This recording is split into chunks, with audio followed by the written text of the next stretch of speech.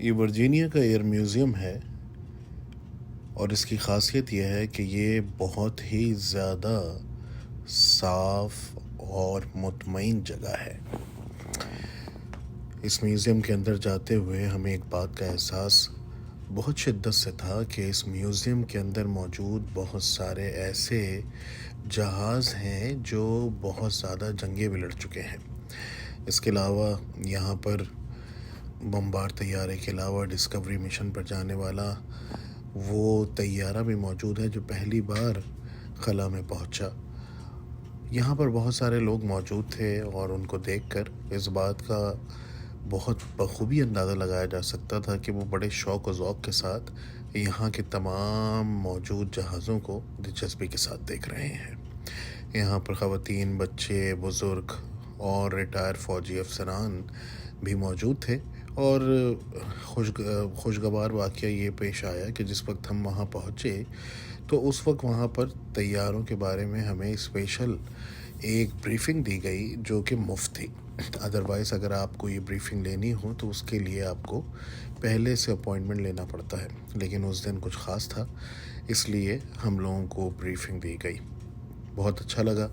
हम पहुँचे, हमने देखा बाहर गर्मी बहुत ज़्यादा थी, मगर जब म्यूज़ियम के अंदर पहुँचे तो पता चला कि यहाँ पर जो एयर कंडीशन सिस्टम है वो इतना ज़्यादा चिल था कि कहीं तो हमें जैकेट पहनने की ज़रूरत महसूस होने लगी। यहाँ पर मौजूद तमाम जंगी जहाज़ किसी न किसी तौर पर अपने मुल्क के लिए खिदमत अंजाम दे चुके थे। बहरकैफ़ सूरत यहाँ पर कुछ इंटरनेशनल सर जहाज़ भी मौजूद थे। ये जो तैयारा आप देख रहे हैं, ये तैयारा जो है काफ़ी अरसे पुराना तैयारा है और इसकी तमाम तफसीलात आने वाली वीडियो में आपको दे दी जाएंगी। और यहाँ पर मौजूद काफ़ी सारे लोगों की जो ख़ास तौर पे दिलचस्पी थी वो हेलीकॉप्टर्स में थी। और यहाँ पर मुझे लगता है कि वो जो जॉन रैम्बो वाला हेलीकॉप्टर है जो सिल्वेस्टर स्टैलोन ने बहुत इस्तेमाल किया वो भी मौजूद था। ये वाला देख के आपको लगेगा कि वाकई कोई हम हॉलीवुड की पुरानी फिल्में देख रहे हैं। लेकिन इसके अलावा भी यहाँ पर बहुत सारी दिलचस्प चीज़ें मौजूद थी। हम याद है आपको, हम चॉपर्स देखते थे, एयर वुल्फ आया करती थी, वो देखते थे अपने ज़माने में। लेकिन आजकल जेट्स का ज़माना है, यहाँ पर पुराने मौजूद जेट्स भी मौजूद थे।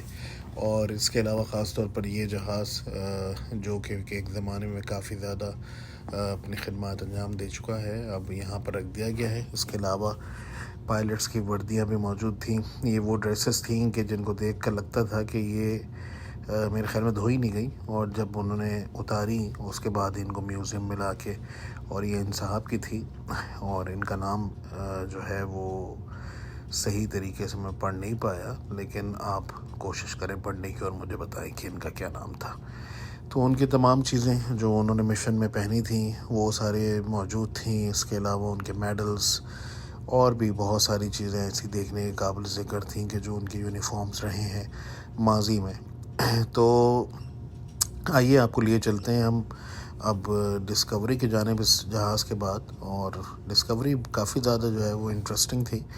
उसके अंदर ख़ास तौर पर ये बात थी कि देखने वालों को ये देखने का मज़ा था कि आखिरकार कैसे डिस्कवरी खला में पहुँचे। उससे पहले ये ज़रा इंजन भी देख लीजिए कि कैसे जहाज़ों के इंजन अंदर से किस तरह के होते हैं इंजन, ताकि आपको बेहतर तरीके से अंदाज़ा हो सके कि टेक्नोलॉजी आज कहाँ से कहाँ पहुँच चुकी है। और ये देखें कितना बड़ा इंजन है कि जिसकी मिसाल नहीं मिलती, और तरक्की करके आज इंजन का साइज़ कहाँ से कहाँ पहुँचा दिया गया है। तो सलाम है उन लोगों पर कि जिन लोगों ने इसको सही से रखा हुआ। चलिए डिस्कवरी आ गई, डिस्कवरी के बारे में बात करते हैं। डिस्कवरी बड़ी डिटेल में मैंने बनाने की कोशिश करी क्योंकि वीडियो बहुत ज़्यादा लंबी हो जाएगी, इसलिए मैंने जो है वो शॉर्ट रखा है इसको। लेकिन मेरे पास इस पर काफ़ी डिटेल पे, क्योंकि इसकी जो लेयर थी ऊपर की वो ख़ास तौर पर बनाई गई थी। अब उसकी क्या डिटेल है उस हवाले से भी हम आपको बताएंगे। लेकिन फ़िलहाल मुझे ये लगा, जो बात सच्ची है, कि ऐसा दिमाग दिया है अल्लाह पाक ने इंजीनियर्स को कि जो देखें किस तरीके से इन्होंने बनाई, किस तरीके से ये पहुंची खला में, किस तरीके से इसने अपना ऑपरेशन मुकम्मल किया, और हमने ये सारे नज़ारे टेलीविज़न पे देखे।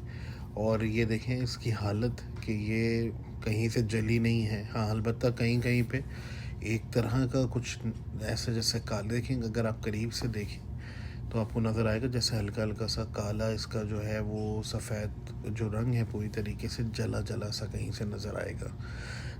तो कहते हैं कि इतना हज़ारों टन आसमान पर जो रॉकेट इसको लेकर गया, एक तो उसका कमाल कि वो इसको उठा के इतनी ऊपर तक लेके चला गया, पहला। दूसरा ये कमाल आप ये देखिए कि इसको रखा किस तरीके से है। अब ये सैटेलाइट्स जो वहाँ आप देखते हैं अक्सर खला में नज़र आती हैं आपको, तो बहुत ही अच्छे तरीके से इन्होंने अपनी चीज़ों को प्रिजर्व किया है और दिखाने के लिए कि देखें। और इसकी जो ब्लेड्स थी और इंजन देखिएगा ज़रा आप इसके पीछे आके, और मैं तो हैरान इस बात पे रह गया कि देखिए कितना बड़ा, क्या तरक्की है, क्या दिमाग है, किसने सोचा होगा। मैं कोशिश करता रहा कि आखिर इसको बनाने में और इसके ऊपर इंजीनियरिंग करने में कितने दिमाग इस्तेमाल हुए होंगे। और ये खाली ये नहीं कि ये 3 इसके जो इंजन थे, जो हम देखेंगे भी, इसकी एक छोटी सी वीडियो भी मैंने बनाई है। इसके अंदर आप ये देखें कि छोटे इंजन भी थे साथ में जो उसको एग्जॉस्ट करते थे। और जिस तरीके से ये जो प्लेट्स लगी हुई हैं, फाइबर है क्या है अल्लाह जाने, लेकिन जिस तरीके कार से इसको बनाया गया और वापस जैसे जहाज़ होता है ना छोटा, एक तरह से उसी तरीके से पहले इसको बनाया गया होगा, उसके बाद फिर इसका डिज़ाइन क्रिएट किया गया होगा और फिर इसके ऊपर इतना बड़ा फ़ैसला किया गया कि ये इतना लंबा सफ़र करेगी। पहली बात ये ज़रा सा वीडियो इसकी थोड़ी सी देखिएगा कि जाने की ये वाली वीडियो जो है कि ये किस तरीके से गई। और जाहिर है कुछ लोग जो उस ज़माने में ये देख रहे थे लाइव, उनको बेहतर तरीके से पता होगा, लेकिन जिस तरह मैंने अंदाज़ा लगाया, कमाल है भाई। मुझे तो बहुत अच्छा लगा ये देख के और बहुत ही ज़बरदस्त चीज़ है। कभी आपका वर्जीनिया के एयर म्यूज़ियम जाने का मौका लगे तो ज़रूर इसको देखें, नहीं तो अगर आप पाकिस्तान में हैं तो इसको गूगल करें, इंडिया में हैं तो भी गूगल करें। बड़ी रिच हिस्ट्री है इनकी इस हवाले से। और वाह, कमाल आ गया भाई, वाह। सेटेलाइट भी हैं। इसके अलावा ये जो रूम्स हैं जो वहाँ खला में बनते हैं, ये देख लीजिए टनल टाइप का है। इसके अलावा एक वहाँ पे वो खला का बाथरूम भी था जो उन्होंने स्पेशली वहाँ के लिए बनाया था, और वो तकरीबन कोई पता नहीं कितने मिलियन डॉलर का बना था। और ये जो स्टार स्कोप जो करके कुछ होती है, मतलब हर चीज़ ऐसी थी कि ऐसा लग रहा था कि जिसके हम किसी मूवी में आ गए हों। ये देखिए वो जो ड्रेसेस पहनते हैं खला में जाने के लिए, वो भी रखे हुए हैं, और नील आर्मस्ट्रॉन्ग्स के भी और दीगर के भी। और लोग बड़े तशज्जुस से देखते भाई ये क्या है, क्या आखिर। ऐसा तजस्सुस था लोगों के अंदर, क्योंकि वो फिक्शन से भरपूर चीज़ें। और मैं तो फिर जाना चाहता हूँ क्योंकि वक्त बहुत कम था, मैं बिल्कुल एंड में पहुँचा 5:30 बजे के करीब। तो और ये कुछ और तैयारे, ये वो है इनका इंजीनियरिंग का वेयर हाउस पार्ट के जहाँ पर तैयारे पुराने आते हैं उसको ठीक करते हैं। और ये फिर दोबारा से मैं उस वाले सेक्शन में चला गया जहाँ पर लोग मौजूद थे और दीगर पुराने जहाज़ों को देख रहे थे। अच्छा, एक बात और भी बड़ी मैंने देखी कि इन्होंने हर चीज़ को, मैं ये सोच रहा था कि अगर हम अपने घर की डस्टिंग करें तो वो डस्टिंग इतनी मुसीबत बन जाती है, लेकिन इतना साफ एक डस्ट नहीं। और इतने पुराने पुराने लाइन के तैयारे कि जिनको देख कर लगे कि भाई वाह, ये आज भी ऐसे। देखें, ये देखें बग लाइट का इन्होंने बेयर का इश्तिहार है मगर लगाया हुआ, और जहाज़ एकदम ऊपर की तरफ ऐसा लगता है अभी फ्लाई कर जाएगा। तो देखकर हैरानी ये होती है कि भाई वाह, क्या तरीके से रखा गया है। और फ्री टिकट है। और बोइंग देख लीजिए, ये भी आप एक ज़माने में DHL के हवाले से चलता था, TCS का है या 707 है, पता नहीं किसका है। ये सबसे छोटा तैयारा है, ये भी ऊपर टंगा हुआ था। मतलब इतनी शाहकार है कि अगर आप ऊपर गर्दन उठा के देखें तो आपको लगे कि भाई पता नहीं कितने जहाज़ तो ऊपर लटकाए हुए हैं इन्होंने। और कमाल की बात यह है कि इनमें से बहुत सारे अभी भी चल सकते हैं, कि मतलब आप इनको अगर बाहर निकालें तो ये उड़ने के लिए तैयार है बिल्कुल। ये एक ज़माने में एयर जो है वो सर्विस हुआ करती थी, मेरे ख्याल में 90s में जाके ये बंद हुई है। तो एयर फ्रांस 228 लोग एक हादसे में अफसोस के साथ हलाक हो गए थे। उसके बाद इसको ख़त्म कर दिया गया था। पुलिस के तैयारे, हेलीकॉप्टर्स, छोटे वाले चॉपर, इसके अलावा दूसरे किस्म के हेलीकॉप्टर्स जो पुराने ज़माने से तरक्की करते गए। रॉबिन्सन का R44 था, एस्ट्रो जी मरी के नाम से। और इसका जो वो है कि ये बहुत तेज़ जो है वो ऊपर की तरफ उठता है, जो बताया गया। हमें तो ठीक से पता नहीं है, क्योंकि हम कोई स्पेशल नहीं है। जो हमारे जानते हो इस हवाले से वो बताएं इस बारे में कि भाई हम किस हद तक ठीक है। ये भी पुलिस का था इनका, मैंने देखा इसके बारे में, मैंने जानने की कोशिश करी, मगर ये कहते हैं कि ये पुलिस पहले इस्तेमाल करती थी इनकी, उसके बाद उन्होंने इसके ऊपर जो है वो छोड़ दिया, इसको एयरफोर्स को दे दिया था, फिर एयरफोर्स वालों ने इस पर सर्विसेज शुरू करी थी। ये भी एक हेलीकॉप्टर था, और इसको ये कह रहे थे कि इन्होंने सिंगल पायलट के लिए बना था, और ये पुराने ज़माने के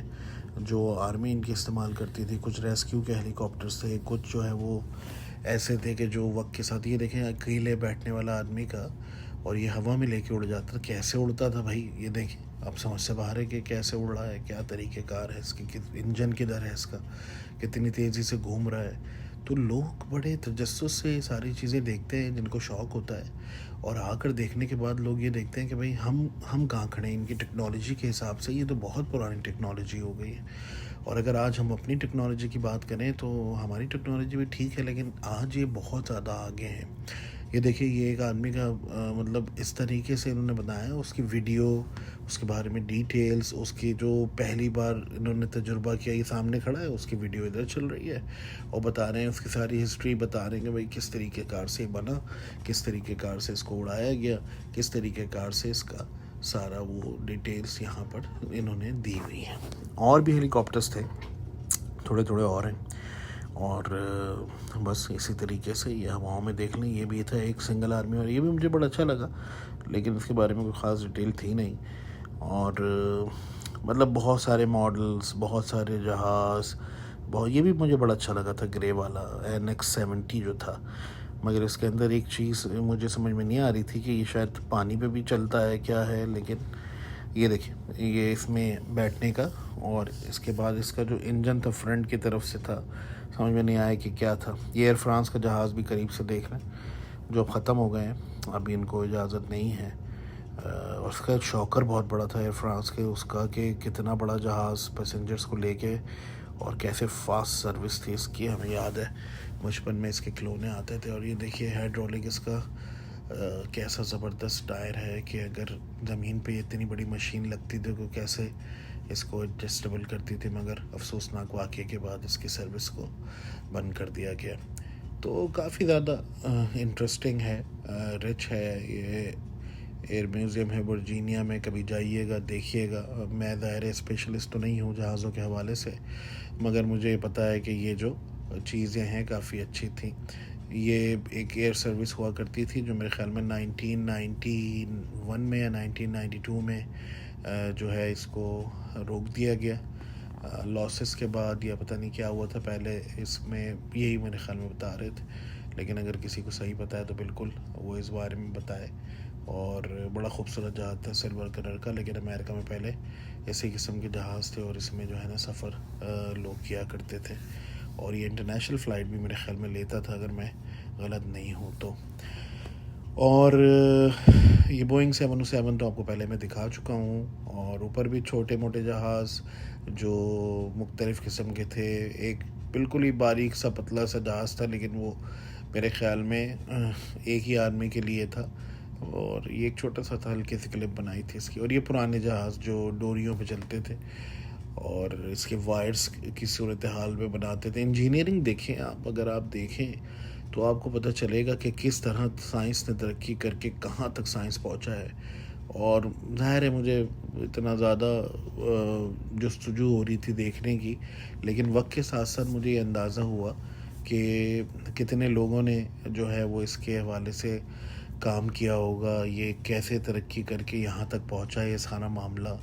क्योंकि जिस तरीके कार से आज साइंस है, ये मेडल्स वगैरह थे कुछ आर्मी ऑफिसर्स के, जिन्होंने इनके लिए अपनी खिदमत दी होगी।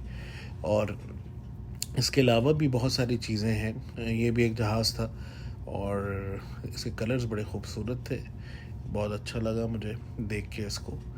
इसके टायर में थोड़ी सी गंदगी थी, पहले ही था मेरे ख्याल में, उठा के जिस तरह से लाए थे उसी तरीके से इसको रख दिया गया था सफाई करके, लेकिन बहुत ही ज़बरदस्त। और इसका आराडो नाम था या क्या नाम था, लेकिन जो भी नाम था ज़बरदस्त नाम था। जिनको जहाज़ों का शौक़ है वो भाई साहब इसको ज़रूर एंजॉय करें, क्योंकि ये जो है जगह ऐसी है कि इसको अगर आप वीडियो भी देखें इसकी तो आपको ज़्यादा समझ में आएगा। मैं तो जितनी बना सका, क्योंकि इतने थे, ये अंदर से बैठ के किस तरह का नज़ारा होता है उस तरह का दिखा रहे थे। लेकिन इतने जहाज़ थे कि देख देख के आदमी जो है ना वो थक जाए, लेकिन जहाज़ ख़त्म नहीं हो। ये जनाब आ गया जिसने हिरोशिमा नागासाकी पे बम गिराया था, ये वो जहाज़ है। और ये यहाँ का सबसे ज़्यादा लोग इसको आके देखते हैं। और यहाँ पर इसकी जो हालत है वो बिल्कुल वैसे के वैसे ही जब वो जैसे लैंड करके सर्विस रुका था, तो इनोला जो है इसने आइटम न्यूक्लियर बम जो है वो गिराया था। और ये आज भी मौजूद है यहाँ पर। कितने लोगों की जो है वो जानें गईं इस जहाज़ के ज़रिए। वो न्यूक्लियर बम फेंका गया था। बहुत कोशिश करी मैंने कि ज़ूम इन करूं, अंदर तक देख सकूं, और भी कितने लोग इसमें बैठते हैं, क्या इसकी और अंदर वजाहत जान, लेकिन अंदर जाने की इजाज़त नहीं है, दूर से देखने की इजाज़त है। तो जितना ज़्यादा जूम कर सके थे देख लिया। बाकी इसको आप ज़ाहिर इसकी कोई डॉक्यूमेंट्री होगी तो अंदर से भी देख सकते हैं आप उसको।